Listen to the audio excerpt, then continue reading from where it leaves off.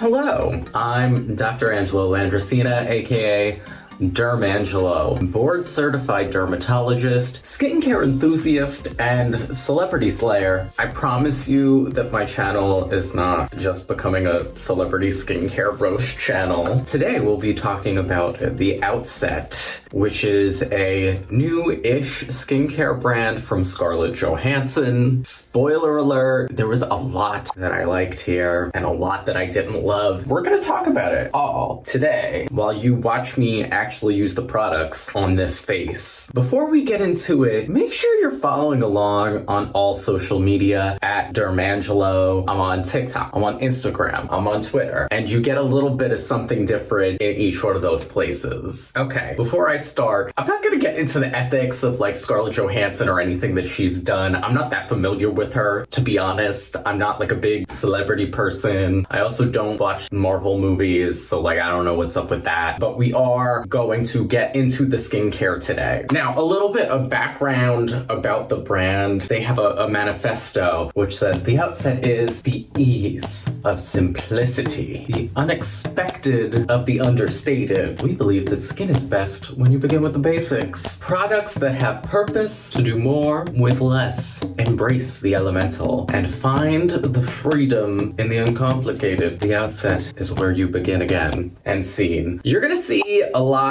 of clean beauty messaging here. So they say they're consciously clean, free from 2,700 ingredients, including, being free from gluten and nut allergens. I looked at their list of their banned ingredients on their website. It wasn't 2,700 ingredients long. A lot of it is the stuff that you're used to seeing. They're no sulfates, no this, no that. But they also included stuff that you wouldn't see in these kinds of products, things that you would see in makeup like carbon black or carmine, which typically are not in regular skincare products. They've also said that they've banned things like petrolatum and parabens and sulfates, that there's really no true safety concern there. So this is a lot of the clean beauty messaging that we're used to seeing in skincare today, and especially from celebrity brands. I know I talk about this all the time. I don't know why celebrities get sucked into clean beauty so consistently. They also lean in hard to this hyaluronic complex. The long and the short of it is they call this a vegan alternative to hyaluronic acid. It's a plant extract that's polysaccharide rich, and it's supposed to basically be like a humectant. My question is, who needs an alternative to hyaluronic acid? There's no issue with hyaluronic acid. I don't know where they came from with this. Also, you'll see a lot of their clean ethos also kind of includes sustainability in there. And we're going to get into some of the good and the bad sustainability aspects here. But what I will say is, in general, the process for making hyaluronic acid in the lab, I would guess, this is a guess of mine and an opinion, is probably going to have less of an environmental impact than growing a plant to get its extracts. Think about all the water you have to use. Think about all the labor, the carbon footprint of that to farm it. Yeah, it feels a little bit gimmicky to me. What I do like here is kind of this approach that they have to simplicity. So they say, think of us as your classic white tea of skincare. And I think this goes along with a lot of the trends that we're seeing in the industry right now. The Outset were gracious enough to send me their Daily Essentials Regimen Bundle. This has their cleanser, their firming vegan collagen serum,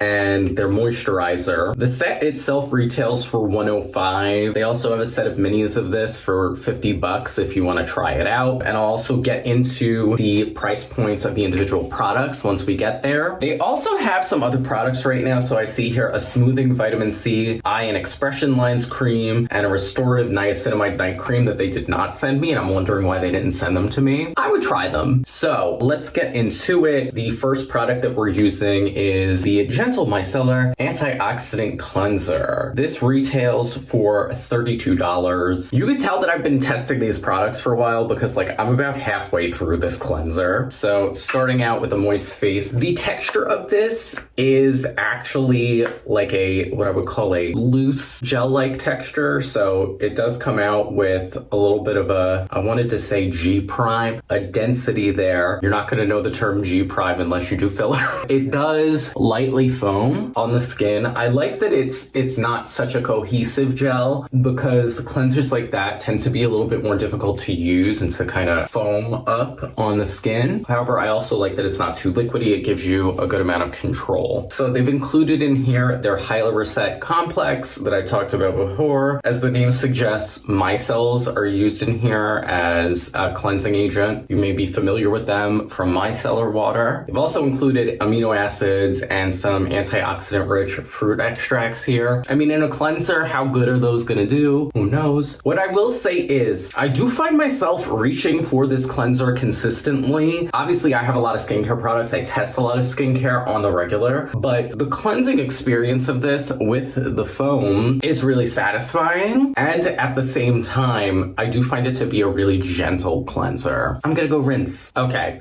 I rinsed. My skin feels really non-stripped. What I will say about this is this may be maybe my favorite cleanser that I've tried so far in 2022. That said, there are plenty of gentle cleansers out on the market. Have they created one that's really good? Yeah. Can you get something comparable for less than $32 if that's your price point? Absolutely. Talking about the sustainability aspect here, this is a recycle number 1 PET bottle. If I'm not mistaken, class 1 plastics are usually pretty easy to recycle, and they say that the cap is fully recyclable too. You just have to separate it. They also do post-consumer paper for the packaging. The only issue that I would take is they say that this is a refillable bottle, and it is. You could take the pump off the top of it, but what I would say to that is, where is the refill? There's no refill available right now. If they came out with some sort of a refill pack that you just refill your bottle, I think that would be great. The last thing that I would say with the sustainability aspect, and this is something that I bring up with pump products all the time. If you look here, this pump, it could lock, meaning that there's really no need for the cap. So if we're trying to be environmentally conscious and environmentally friendly, like that's really all the packaging you need. If they provided me with this, I would be happy. Brands, think about it. So I just re-wet my skin a little bit